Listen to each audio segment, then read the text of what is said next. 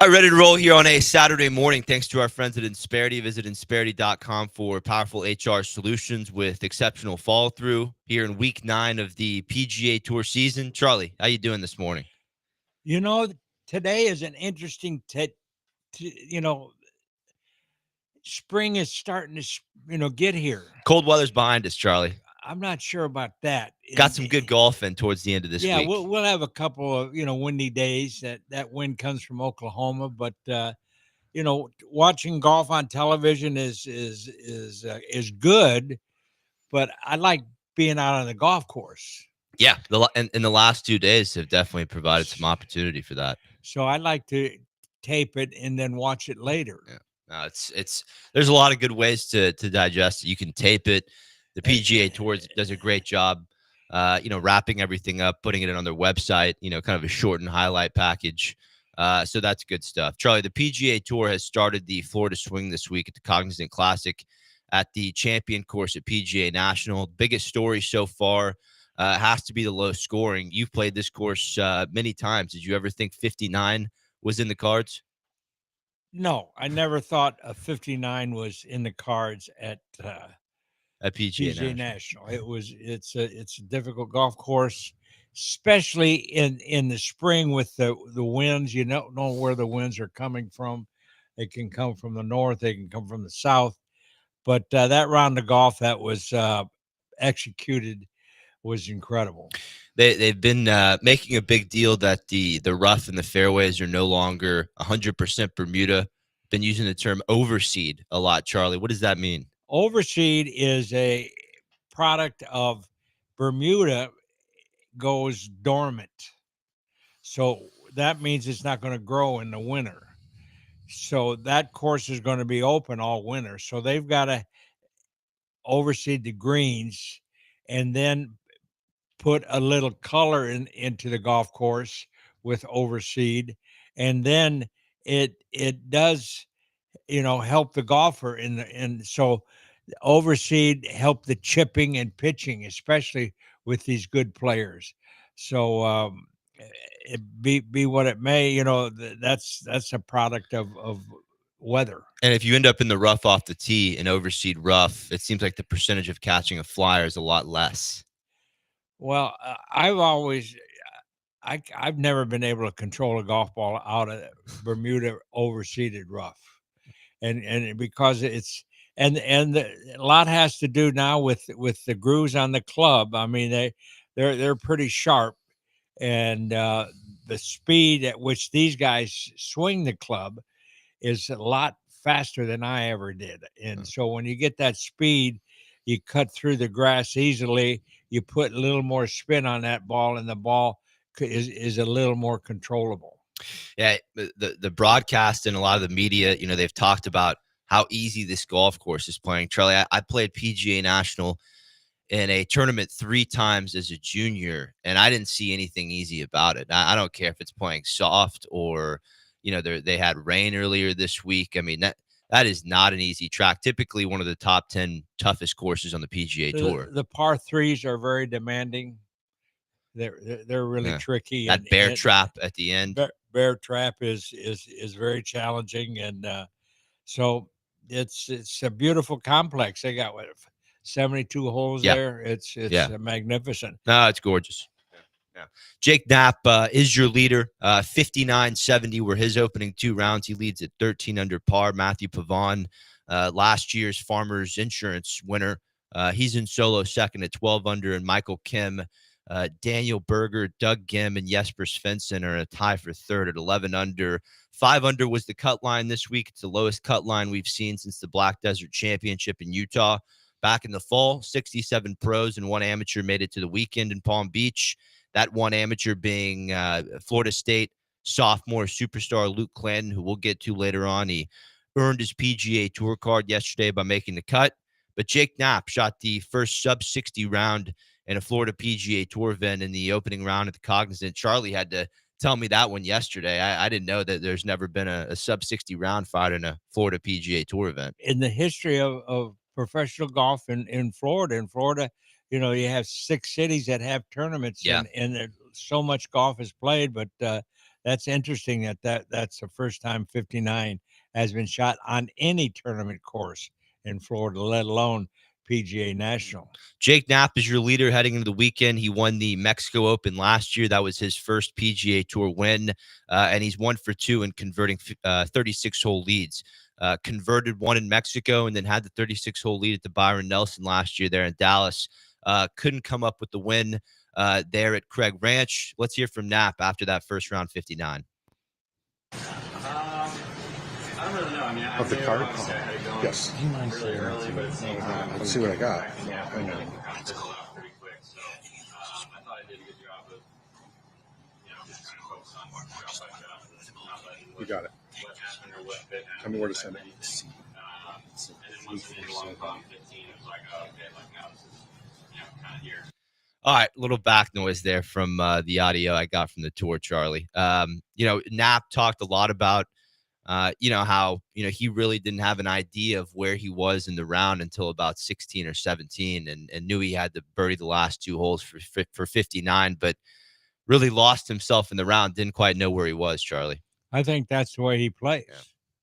Yeah. He's cool, calm, and collected. He's Mr. Cool out there, and he looks good. I think he's a player that's going to win this year and probably win a major. But the one score that surprised me, but par threes are difficult for Jordan Spieth. He's back, Charlie. But he makes a triple on 17. See, that's the magic of this golf course. You can make a triple easier than you can make a 2, And I'm really ashamed, not ashamed. I was really surprised that, that he went, bogey on 14, bogey on 15, birdied 16, and then on 17 he makes a triple. Yeah. Then he birdies 18. So, but I want Jordan and to be really spot on for the Masters. Absolutely. He's 7 under right now and a tie for 25th heading into the weekend. Game looks good, Charlie. Hitting it well off the tee, putting it a lot better this week. He's 20th in the field in putting going into the weekend. Iron play needs to get a little sharper around PGA National. Lost about a shot to the field as far as the iron play. When you look at his swing post wrist surgery, are you liking everything you're seeing? I think it's the best it's ever been. Wow. And as far as the beauty of the motion, and it's spot on plane. It's not anything contrived. So I'm expecting big things from him this year. And by the time we get to the Masters in April, seems like he'll be peaking, right up until then. He's trying to play as much golf as he can. This is his first time playing the Cognizant since he played the Polo Junior back in the late 2000s. Yeah. So great golf course, championship golf course. A little bit more on the conditions. World number 62, Billy Horschel, is in a tie for 35th at 6 under. Heading into the weekend, the 8-time PGA Tour winner shot an opening round 66 and had plenty to say about the gettable scoring conditions in the opening round. Yeah, listen, there was no wind so obviously.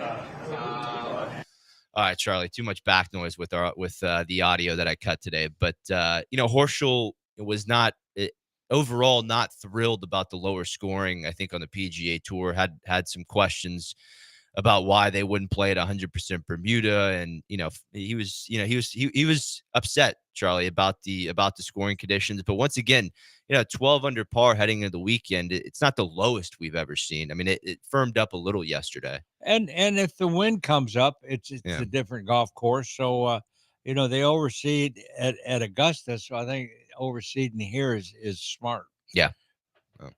What looking forward to Augusta. I know your guy Angel Cabrera played the Chubb Classic last week. How's his preparation looking for his first trip back to Augusta here in a few years? It's going slower than I thought earlier in this spring and traveling back and forth from Argentina, but I think he's going to play from now until Augusta. So he'll be in good shape. That's good news. That's good news. More on Knapp, Charlie. We've really heard a lot about this guy over the last couple months. He's been playing well to start this season. He hits a ton of iron shots, well under 100%. He's always flighting everything around, keeps the driver low, but can hit it a mile. As far as the average golfer at home, swinging out of their shoes with the 9, 8, and 7 iron, what's something they can maybe take away from Jake Knapp's game this weekend? Well, we're lucky we got speed limits on the freeways. It's pretty bad sometimes, but you got to have a speed limit on your golf swing to be able to control the ball in the fairways and hit more greens. And it's tempo, timing, and rhythm, and it's a way that you practice. You can practice 3 different speeds. Take 3 different balls and hit one. Say if your stock 7 iron is 150 yards, hit 1 7 iron, 145, 155, and 150. Yeah. And vary the feel, and you'll become much more controlled golfer, and you're going to shoot a lot better numbers. But it's also I'm sitting here watching Jordan Spieth's putting stroke. What boy, that's magnificent. And 20th in the putting. he's got a good tempo, timing, and rhythm. His swing, he's a putter like Ben Crenshaw.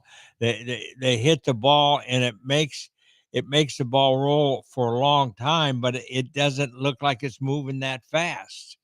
But it's a solid hit, and the ball is rolling end over end. So if you can accomplish that, you're gonna shoot a lot better score. Is that coachable? Some people, Yeah. some people are really their nerves aren't what they should be, and then they're little little out of control. But if the people will do some drills, when you hit a 3-footer, hit a 3-footer that drops just over the lip of the putter, hit another putt that goes and right in the middle, and then one that bounces off the back, and that will get your feel for the speed at which you want to swing the club. And I guarantee you want the one that just slips in, and that makes that hole much bigger. You want die speed at the cup. Yeah, die. Yeah. How about Charlie? How about Ricky Fowler and Zach Johnson in a tie for 7th? 2 names from the past there. Ricky has not had the best start to this spring. He had some good results in the fall, finished 4th at the Zozo, but game has not been there to start the spring. This is a tournament, the Honda he won back in 2017. And we'll talk about it later on the show, but Jordan and Ricky, 2 players that are not in next week in the Arnold Palmer Invitational. But good to see Fowler back in the mix, a good fan favorite in the area. Yeah, he is. That's right. He's sleeping in his own sheets this week. Yeah. Lives right down the corner from the golf course, and I think he wants to get back in the fray. He's kind of screwed off for the last 4 or 5 years, and that's fine. But not now. Getting close to 35, he's got good 5 years where he can win a major. I mean, I guess you can call it. He won the players. Contended at a lot of majors in that 2015, 2016 range, but I just like to see that green jacket on those orange pants. It looked like a popsicle. All right, we got to take a quick break. After this break, we'll talk about Luke Clanton earning his PGA Tour card yesterday, and give you a little bit more on where the favorites are at heading into the weekend as far as Palm Beach is concerned. This is the Charlie Epps Golf Hour presented by Insperity. Back after this.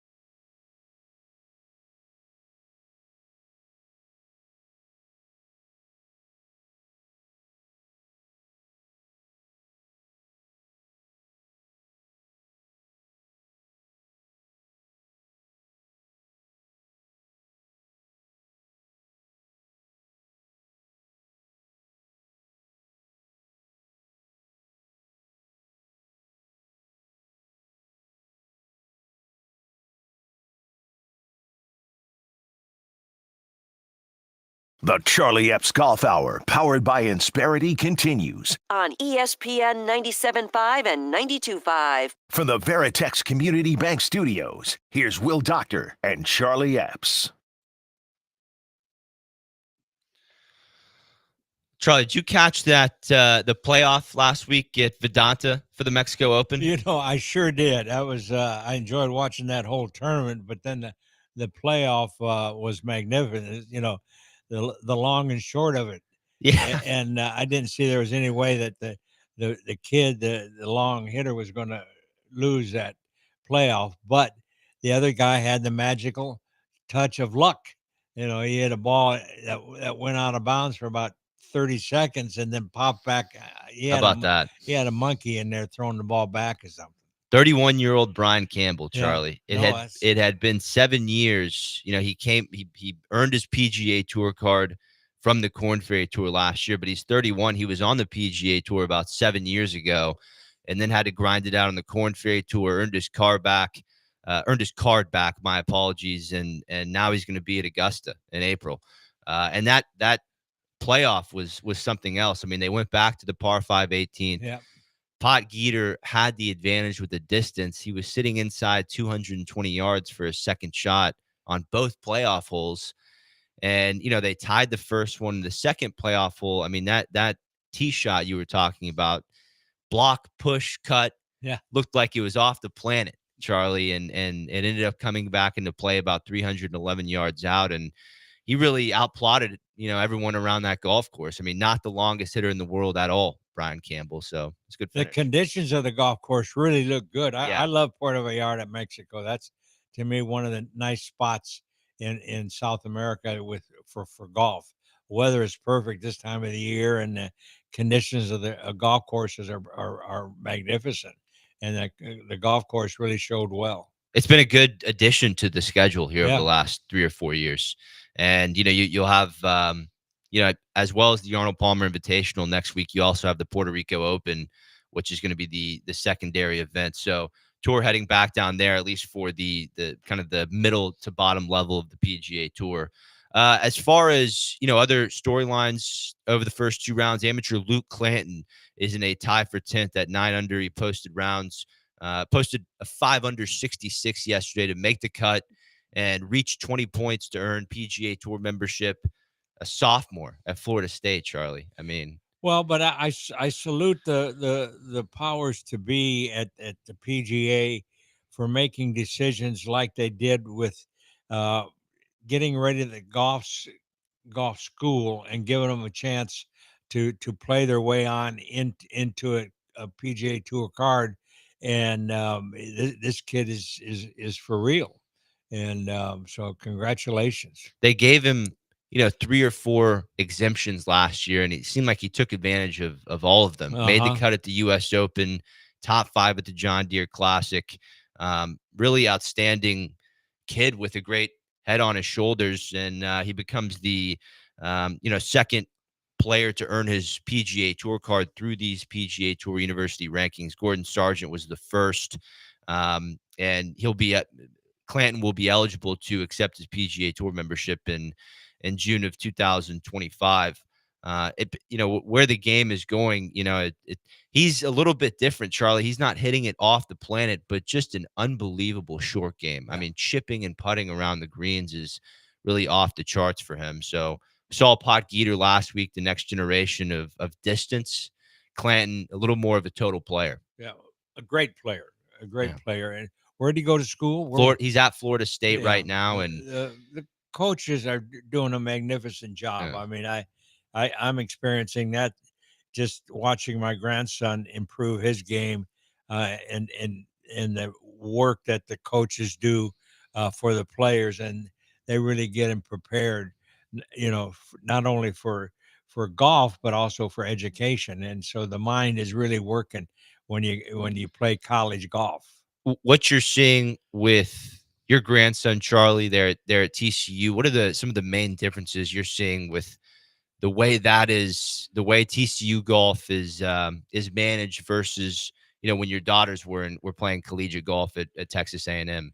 Well, the quality of the programs each year get get better, and the budgets for the kids are better, and they're able to travel.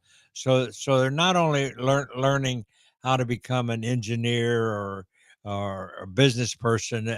They're also they're disciplined in all of their each day of college, and that's what's really uh, magnificent. They're getting up early, they get their practice in, they go to school, and it's really expanding their mind, and that's golf, and you got to think your way around life, Yeah. In and the same way. especially on the golf course. You going up to any events this coming spring? Oh, well, next week, the University of Houston is hosting Big 12 golf out at Golf Club Houston. I'm going to see that, and then I'm going to try to go out to the West Coast to see Charlie play at Stanford. It's amazing they still have that college event there at Golf Yeah. Club of Houston. Yeah, You've watched some incredible players win that Yeah, tournament. Anthony sure have. Kim Yep. and the list goes on. That's a great championship golf course. It's a shame Liv is not going back to Golf Club of Houston. yeah. I don't know what's going on with those people. I mean, gosh, I thought they signed a 3-year contract, Charlie. So did I. So you just never know. I'm Yeah. going to have to ask the president and see what they did to him. Yeah, but great college event nonetheless. Been going on for a long time. Yeah, I started it. You did, yeah. You did tell me that, Charlie. Yeah. Yeah, way back when in the Freddie Couple days. No, it was not that far back. Okay. Freddie was already in. That's when he won the Houston Open, like in 2001. He won it on the members course, and he was the first Cougar to win the Houston Open, which surprised me because the history of the University of Houston's golf team in the 50s, 60s, and 70s was incredible. So Ed Fiore never won the Houston Open. no, he was too short. He won the Western though. Yeah. He won Beat Tiger. Then he won the Bob Hope, and he beat Tom Kite. He was good. Yeah. Well, no, so that's next week. You Yep. have the best college players in the world there at Golf Club of Houston. Obviously, we have the Houston Open here coming up. Pretty soon. There at Memorial Park. You been over there lately, Charlie? I have, and they've maintained it. They've closed it. They're getting ready for they're going to have a $10 million prize, first prize, not first prize, almost $2 million. Yeah. Prize. Yeah, that'll be March 27th through the 30th. Scotty Scheffler's already committed. Last year Scheffler said that Memorial Park's played very similar to U.S. Open setup, and that would be a tough ask for Memorial Park to host the U.S. Open that time of the year. Probably never going to happen, but Right. Speaks volumes to what Jim Crane has done, there for that tournament. Right, and it's a continuation of the Houston Open and the HGA did for that tournament. The tournament's been playing since the 40s, and my hat's off to Jim Crane and his guys. They've stood up and it really improved the golf course for the city, for the people that come to Houston want to play Memorial Park, and then the tournament is magnificent. It's a lot more of an accessible course for inner city Houston, That's maybe right. rather than Golf Club of Houston. Yeah. Even though there were so many good years. I mean, the Masters prep at Golf Club of Houston was really special. The work we did out at Redstone for the tournament was, second to none, and so golf is good for Houston. It sure is. Let's go over where the favorites are as far as the Cognizant Classic. Shane Lowry was the tournament favorite this week. He is at 8 under and a tie for 15th after opening rounds of 66-68. Russell Henley was the second favorite at 22-1. He is at 9 under and a tie for 10th after opening 63-70. Henley won this back in 2014, one of the best putters on tour. He'll be in the mix heading into the weekend. Sung J M was the third favorite at 25-1. He missed the cut, surprising miscut there. Daniel Berger, the fourth favorite. He opened 25-1. He is at 11 under and a tie for third after opening 63-68. Lives up the road in Jupiter and has 3 top 5 finishes at the Cognizant over his career. Charlie, Daniel Berger, this is a guy maybe the new fan is not that familiar with, just because he was, out for a couple years with a pretty bad back injury.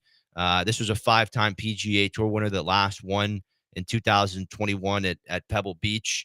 And, these first 4 tournaments of the year has been playing very solid. I expect him to be there on Sunday, PGA National. Yeah, I do too. Berger is quite a competitor. His dad was a great tennis player, and he's a very good competitor, and he's got his health back, and he's hitting a lot of good shots. Yeah. He hit a shot yesterday. The ball was stuck in the mud. That I'm surprised it came out, but he saved a bogey.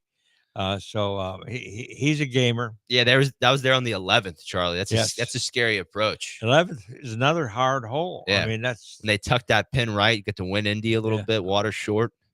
No joke. no fun. You mentioned Jay Berger. He's now a great tennis coach. And what's funny is Matt Kuchar's son, Cameron, is a great tennis player, and his coach is actually Jay Berger. Oh, is it? Yeah. No, he's Small world. No, it is. It is. And then, those last 2 favorites on the board to start the week were Sepp Straka and Taylor Pendrith.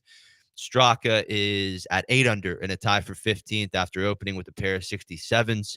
Former Georgia alum won his second career PGA Tour event at the American Express earlier this spring. And then Taylor Pendrith was the last favorite, and he missed the cut. Charlie, before we go to break, you have business owners who are looking for better HR performance, better service as far as payroll is concerned.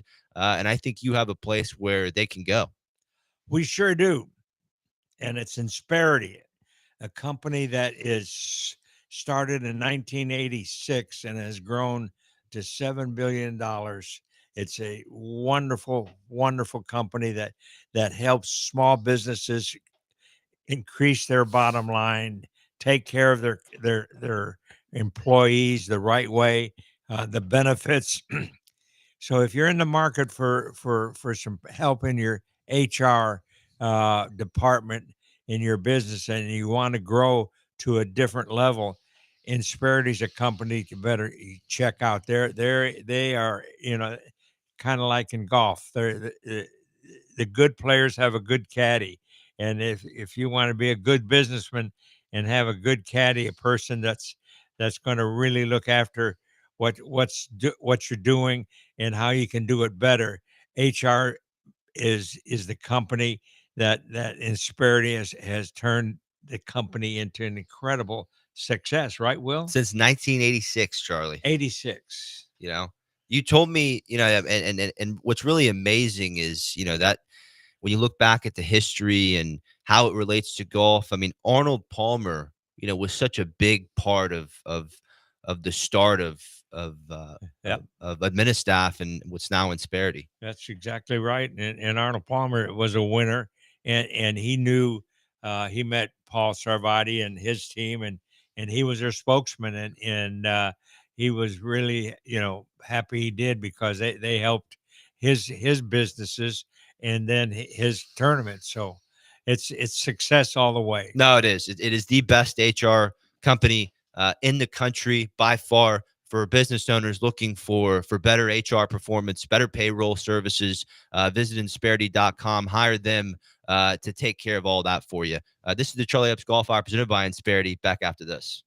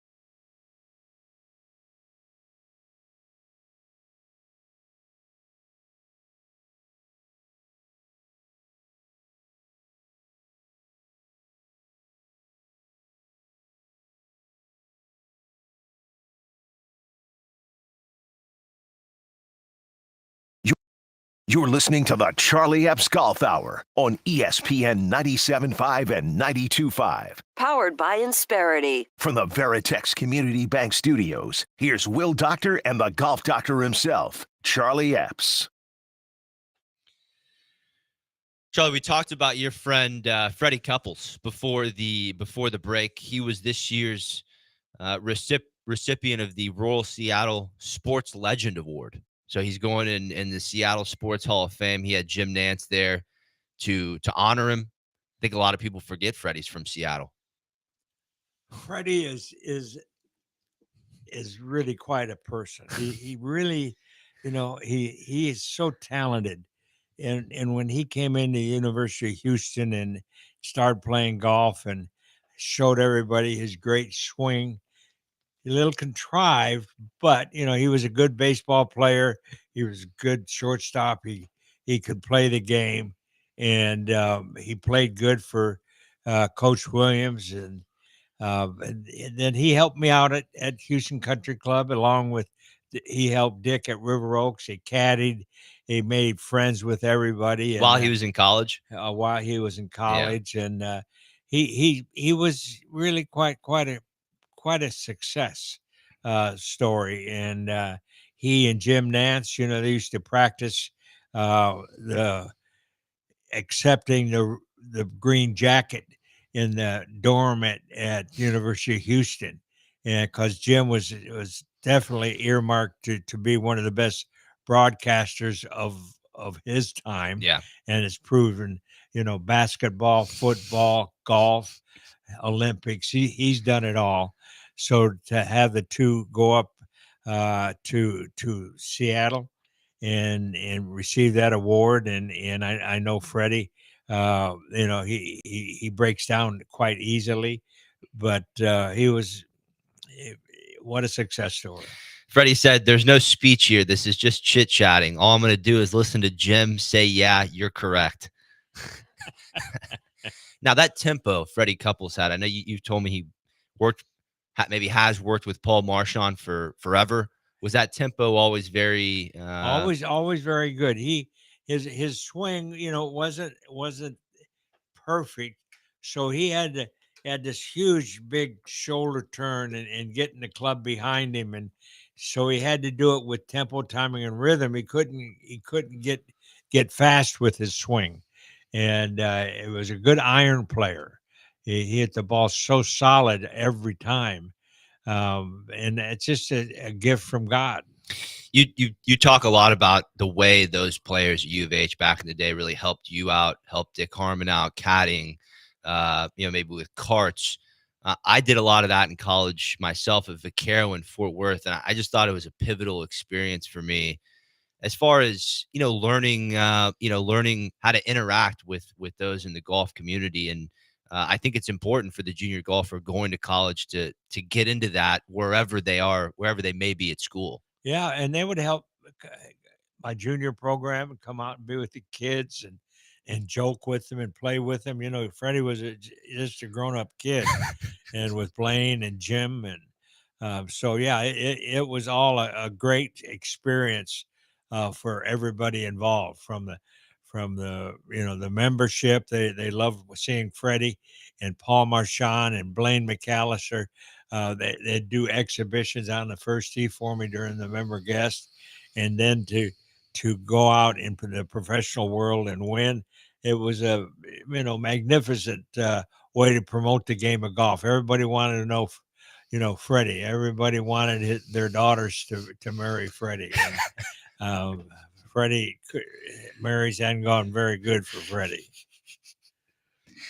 Well said, Charlie, and great stuff there. I mean, that's history unlike any other. Yes. I mean, it really is. That was a good segue. It is to have, you had maybe one of the best golfers of the 90s there. I mean, ended up winning the 94 Masters. And it was number one. Yeah. Blaine McAllister, 4-time PGA Tour winner. 6 times. 6 time. My apologies. I met Blaine. And then we finished second together in the team championship. That's right. That whole replay is on YouTube. That's it. You had pink pants on in the final round. Did I really? Yeah. Hold out for eagle. I think it was the 14th or wherever course you were. No, I held out for Eagle on Saturday. Second round, Saturday, third round, shot of the day. ESPN top 10. Yeah. Wow, that's what it was. It wasn't the final round. No, That second round. What No. course was that? Do you remember? that was the plantation course over in Florida. I believe. Anyways, second in a PGA Tour event alongside Blaine McAllister. So Blaine, yes. just special times. Ones I would have loved to be there for. They're at HCC and down the road. Three Amigos. Y'all Yes. did some great things. Let's get to some questions, Charlie. This is Ryan in North Shore. Charlie, I'm out in Palm Beach this week watching at PGA National and saw Jake Knapp warming up with alignment rod between his belt loops. Would that help my game? Well, I don't know what your swing is, but what he is doing with that rod is getting his hips aligned correctly to start a golf swing, but then making sure that he turns his hips out of the way to start the downswing, and get that the rod pointing to the left of his target before his downswing really starts.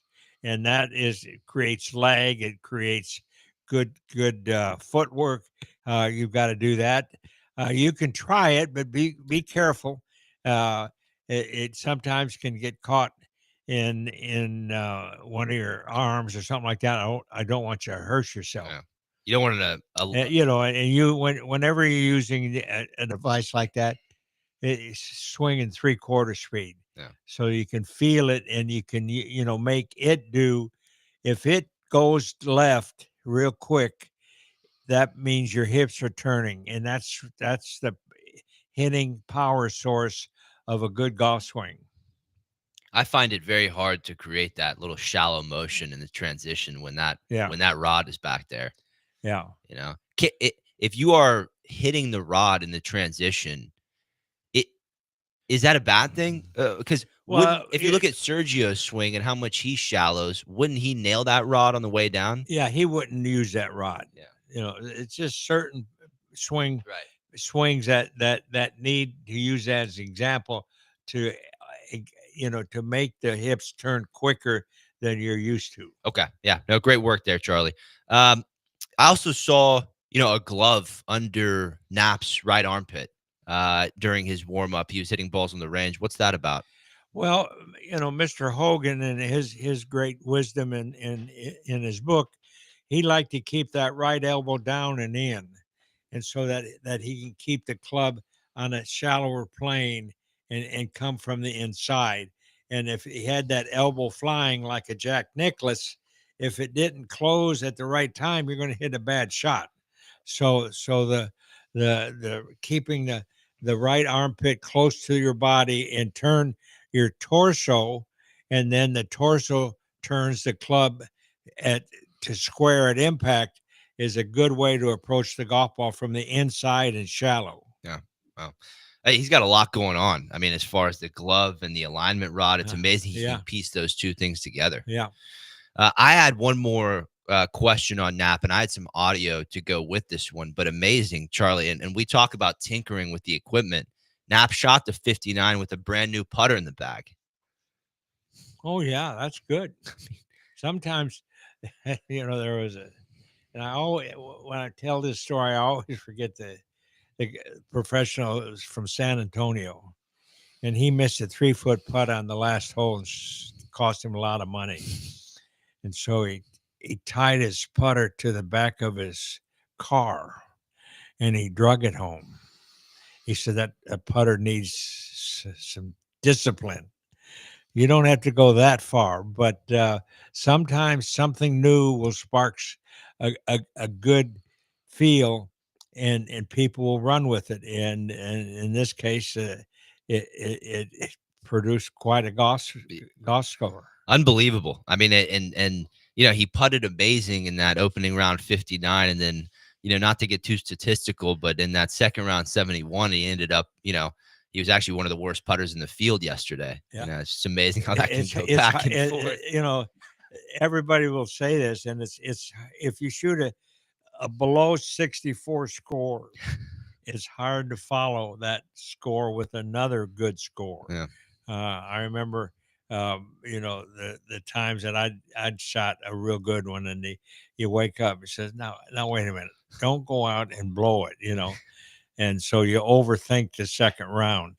But He said it was a new experience for him. Well, that second round. Yeah, never happened. He obviously never shot 59 anywhere. yeah, And said it was an eerie feeling on the first tee, having to go back that up. yeah. Next question is from Rich and Katie. Charlie, did you get a chance to watch Aldrich Potgieter last week at the Mexico Open?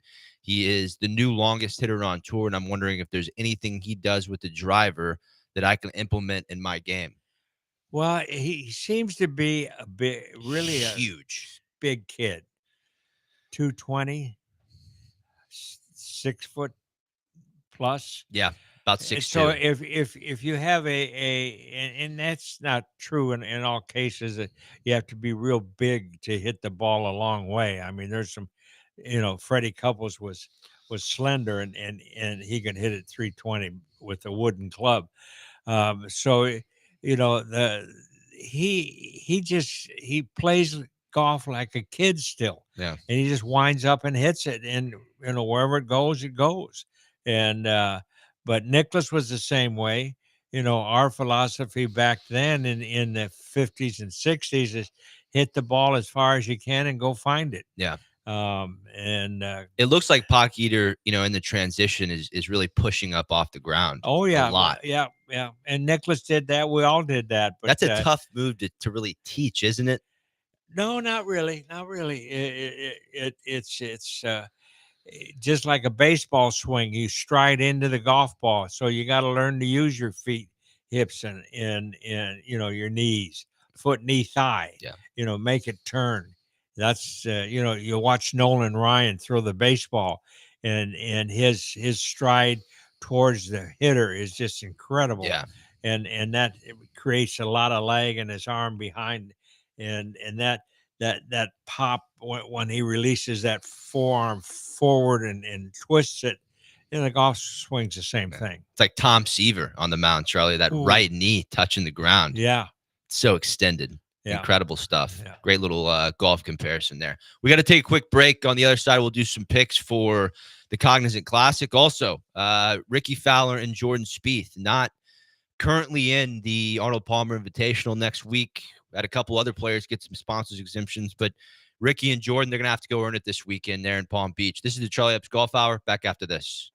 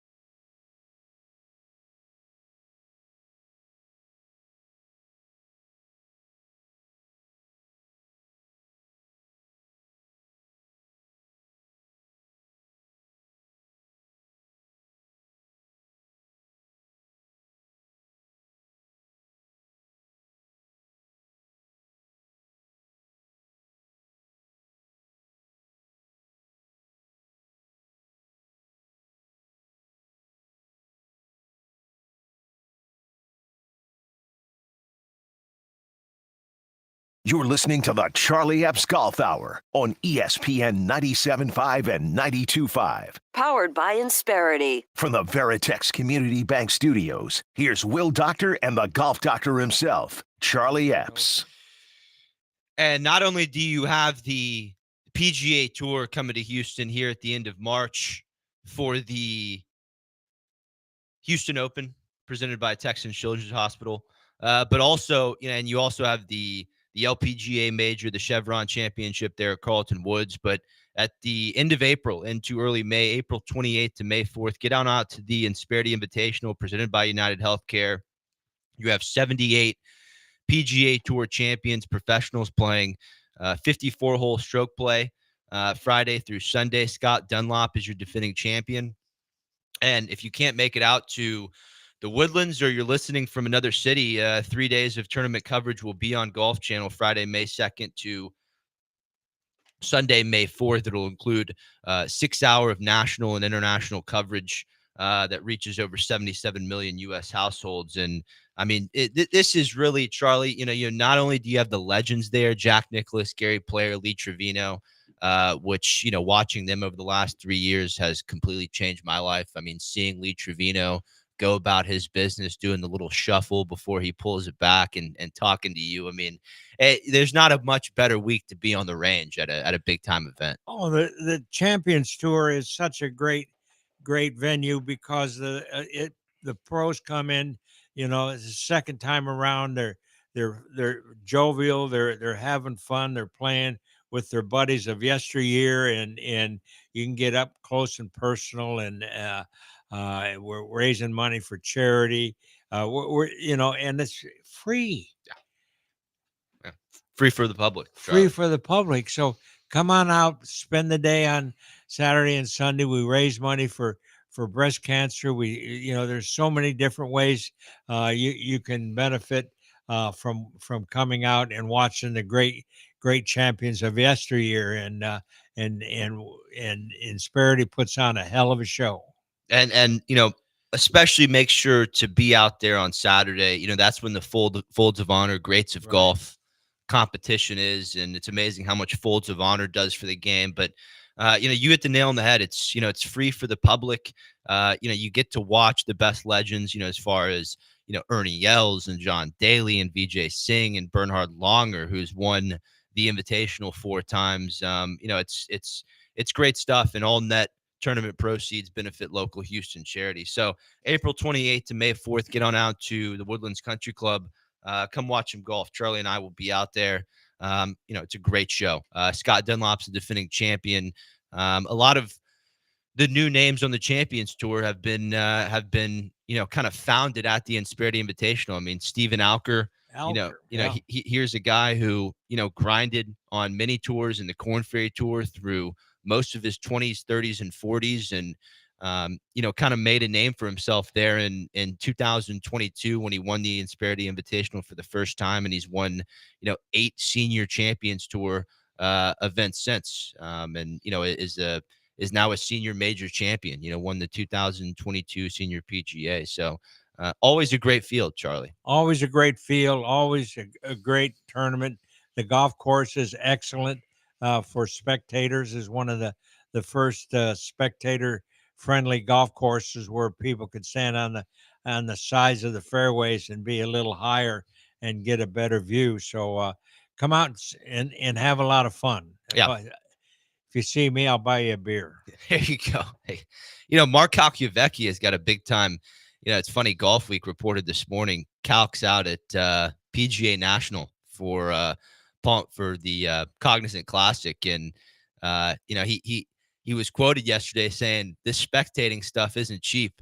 It's $13 for a Corona Light, $12.45 for a glass of wine. Calc's furious. Come on, Calc, you can afford it. Yeah. As far as what to expect, well, really a major headline, Charlie, as far as next week, Arnold Palmer Invitational. Yes. This is obviously a tournament that's near and dear to your heart with how close you were with Arnold Palmer, but very interesting. Sam Saunders, his grandson, who is now doing some commentating, had a pretty solid career on the PGA Tour. He's in charge of all the sponsors invites, Charlie, and it's a tough decision now that these signature events have been cut down to 70 players. Yep. Jordan Spieth and Ricky Fowler did not get sponsors exemptions for this year's Arnold Palmer. And instead, it was given to the Bermuda Championship winner, Rafael Campos from Puerto Rico. And one thing Saunders said was Campos had the best handwritten letter of anybody, and acknowledging what this tournament meant and what a privilege it was to be in the field. And this was all over, Saunders said, obviously, Campos won a PGA Tour event in the fall. So, number one, he's deserving because of that. But it sounded like that handwritten letter just went a very long way with the committee. Well, the committee is, the legacy of Arnold Palmer will always be a primary thought on the PGA Tour because of what Arnold Palmer did for the professional golfer, and for him to his grandson Sam Saunders, he's right there personally, and so he's honoring his granddad at the same time. So I got to know the young man from Puerto Rico, and I'm happy they did that. Yes, yeah. Good guy. Yes, yeah. Charlie, what was your first time around Bay Hill, and was it with Mr. Palmer? No, it wasn't. I was actually taken over there by some friends, and this was early on in when Arnold Palmer bought the facility, and they didn't know what to do with it, but they built a nice hotel type of deal, and so that's. But I've had breakfast there and lunch with Arnold, and that was really good. What's your best memory with him? Best memory with him. Best memory with him is he flew to Buenos Aires to play in the World Cup, and my mother was on that flight. Wow. And she got to talk to him, and because he liked talking to pretty women, But he was, golf's Elvis. Yeah, and then I got to see him during the tournament, so that was the start of my love affair with this whole thing called golf. Yeah, and really, without Mr. Palmer, we wouldn't be talking about golf on entertainment, waves and networks like this. No, I mean, he started Golf Channel and on ET. Yeah. Okay. But no, as far as weekend picks, what we got? Okay, we got 3 minutes, Charlie. We got a couple minutes. Okay, the leaderboard at the Cognizant Classic, you've got Jake Knapp in the lead by 1 over Matthew Pavon. Great European player. Pavon, came here, qualified for the PGA Tour last year through the DP World Tour, and won his first event at Torrey Pines at the Farmers Insurance in 2024. He'll be one shot of Knapp in that final group. And then you've got really a great group of players there at 11 under and a tie for third. Michael Kim, Daniel Berger, Doug Gim, Jesper Svensson. And then at 10 under and a tie for seventh is Zach Johnson and Ricky Fowler, along with Taylor Montgomery. And then a tie for 10th is Ben Griffin, Luke Clanton, Bryce Garnett, Russell Henley, and Brian Harmon at 9 under par. Charlie, a lot of PGA Tour winners atop this leaderboard. Jake Knapp, obviously in the lead. He won the Mexico Open last year. Michael Kim is a PGA Tour winner. Daniel Berger, Zach Johnson, Ricky Fowler. Who do you think closes it out this week at PGA National? PGA National, I hope the 59 wins. Jake Knapp. Wire to wire. Yeah. He's going to close it out. I'm going to go with my pick to start the week. I'm going to say Daniel Berger gets back in the winner's circle for the first time since 2001, starting out 2 shots back, opened at 25-1, now 6-1 heading into the weekend. I like Daniel Berger to go ahead and win this golf tournament. Much overdue. Great player, Berger. All right, we got to go. This is the Charlie Epps Golf Hour. Charlie, great show. Thank you, Abigail, behind the 1s and 2s. Abigail, thank you. We'll see you next Saturday at the midway point of the Arnold Palmer Invitational.